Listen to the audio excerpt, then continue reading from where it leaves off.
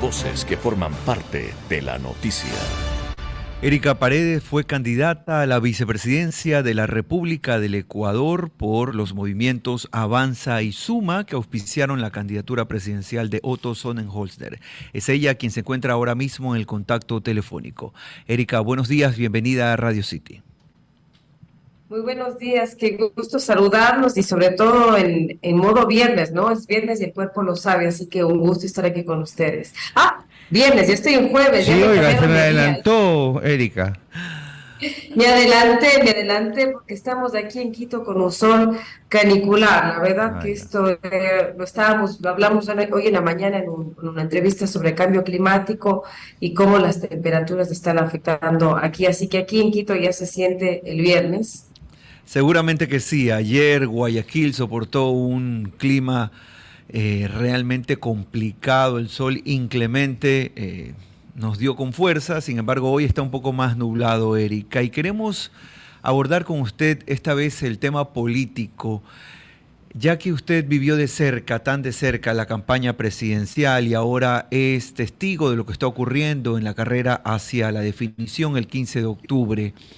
Podríamos empezar analizando el tema de la aceptación que ha tenido en la comunidad joven, en los electores votantes jóvenes, la candidatura de Daniel Noboa. ¿Es esa acaso, al ser usted también parte de una camada de políticos jóvenes? Debo recordar a la audiencia que Erika Paredes tiene apenas 38 años y tiene estudios internacionales que avalan mucho su perfil. ¿Es el voto joven el que podría eventualmente darle la victoria a Daniel Noboa en la carrera presidencial?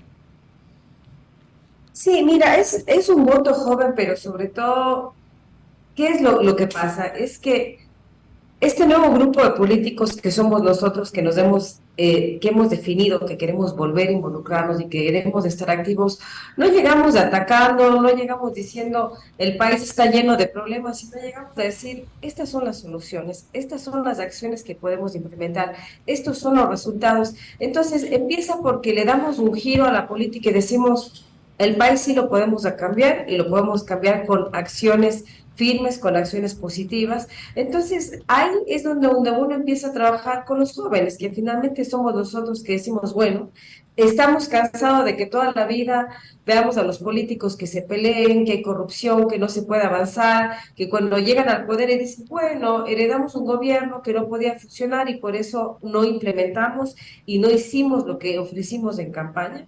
Entonces, el hecho de que entremos con un conocimiento de causa, de cuáles son los problemas más graves del país y frente a ellos demos propuestas y soluciones, hace que los jóvenes nos involucremos mucho más. ¿Qué otro tema? Empezamos también con la simplicidad de los mensajes. Hay temas muy complejos, como la inseguridad o la falta de empleo, pero que los podemos explicar técnicamente y quedarnos en un segmento de la población que no lo entiende o que no le interesa o lo podemos explicar de una manera simple y empezar a involucrar a los jóvenes y a todas las personas del país. O sea, incluso muchas más mujeres estamos involucradas en la política porque vemos espacios en donde realmente podemos servir, pero para un cambio, para un beneficio para el país. Entonces, es ahí en donde los jóvenes nos unimos y decimos, bueno, aquí hay algo diferente que no solo nos trae problemas y nos recuerda lo mal que está el país, nos dice, estamos mal, pero también nos dice, ¿qué podemos hacer para solucionarlo? Y para mí ahí está la gran diferencia.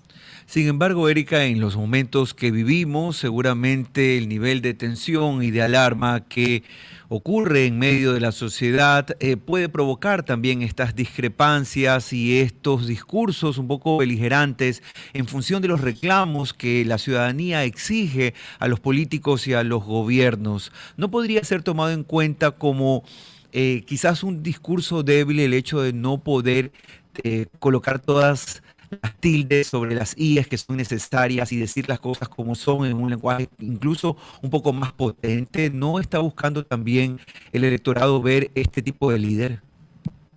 Sí, mira, yo veo que los mensajes se están dando. Cuando digo que se tienen que comunicar de una manera más simple, es decir, transmitir los mensajes de manera efectiva, de manera que todos los podamos entender. Pero eso no implica escoger cuáles son los mensajes, sino que transparente de decir, ¿Cuál es la situación de la inseguridad del país? ¿Con cuántos asesinatos amanecimos hoy? ¿Cómo avanza el sicariato? ¿Cómo están los vacunadores? Y transparentemente decir, ecuatorianos, esta es una radiografía de lo que tenemos y queremos transparentar qué es lo que hay y frente a eso, qué es lo que vamos a hacer. Entonces, no se trata de ser tibios o de no comunicar o de no decir los mensajes. La diferencia es que lo hagamos de una manera en el que todos los ecuatorianos podamos acceder y que no se quede en un segmento de la población muy especializado o muy básico. Entonces, ese es uno de los retos más grandes y yo veo que el Novoa lo está logrando comunicar y está llegando a los diferentes grupos de edades con los mensajes y las propuestas que se quieren hacer. Ahora, aquí entra un tema de que tenemos que estar muy claros. Estamos eligiendo un gobierno de transición que va a gobernar poco menos de 15 meses. Entonces, tampoco se puede entrar en la demagogia y decir, bueno, voy a cambiar el país. No se puede cambiar el país en 15 meses. Lo que podemos hacer y tenemos que estar vigilantes es decir, bueno, ¿qué tres resultados vas a lograr en la parte de inseguridad? ¿Cuántos empleos efectivamente puedes mejorar? ¿Cuánto de la economía se puede cambiar de una manera realista? Y el resto se lo tiene que poner con muros de contención para que la situación no empeore, pero en 15 meses no se puede hacer más que eso, y eso es a lo que tenemos que estar muy vigilantes en los mensajes que vayamos escuchando hoy en día. Son 8 de la mañana con 44 minutos ya. Estamos conversando con Erika Paredes. Ella es ex candidata a la vicepresidencia con Otto Sonnenschosren. Erika, es inevitable que le vaya a hacer esta pregunta. ¿Qué pasó? ¿Por qué no caló el mensaje suyo y de Otto?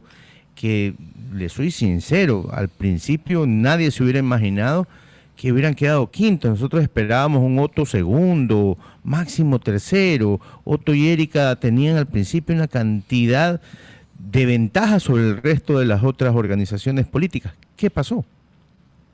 Mira, fueron varios factores, tampoco nos lo esperábamos, te soy muy sincera.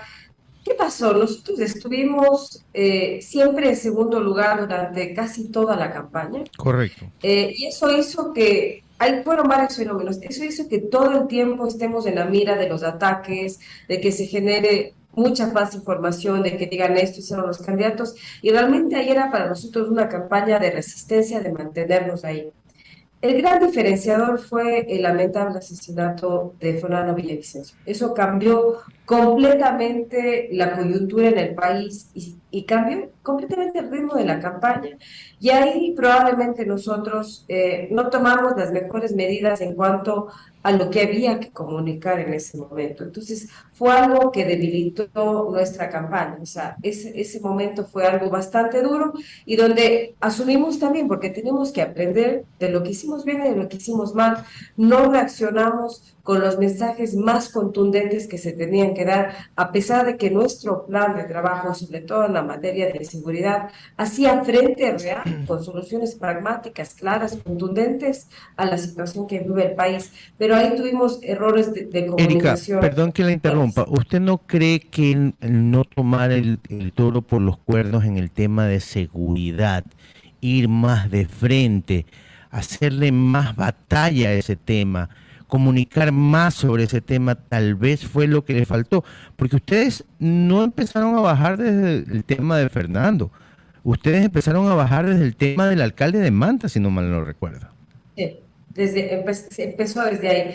Mira, el tema es que la inseguridad es un tema urgente y prioritario del país, pero uno no puede dejar de ver los otros temas que también son urgentes. La falta de empleo que tenemos en el Ecuador. O sea, no es normal el nivel de migración que tenemos hoy en día y que los ecuatorianos estemos expuestos a incluso cruzar por el Darién. Entonces, no es un tema menor.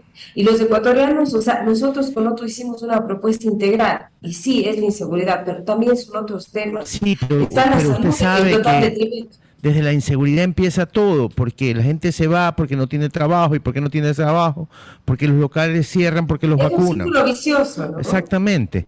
Entonces, en lo personal, yo creo que el tema de seguridad de ustedes les faltó un poquito más de, como dicen los gringos, ese kick, esa patada, donde se viera un Otto y una Erika más involucrados en el tema de seguridad. Mira, probablemente sí, porque dimos muchos mensajes de seguridad, pero vamos a ser sinceros, en materia comunicacional faltó mayor contundencia y mayor fuerza en comunicar las propuestas que teníamos, porque las propuestas eran reales y contundentes. Entonces, esa fase final, como tú dices, ese kick-off, de decir, bueno, y esto es, y así vamos, y darle un enfoque más fuerte, probablemente sí fue uno de los temas en donde pudimos haber mejorado.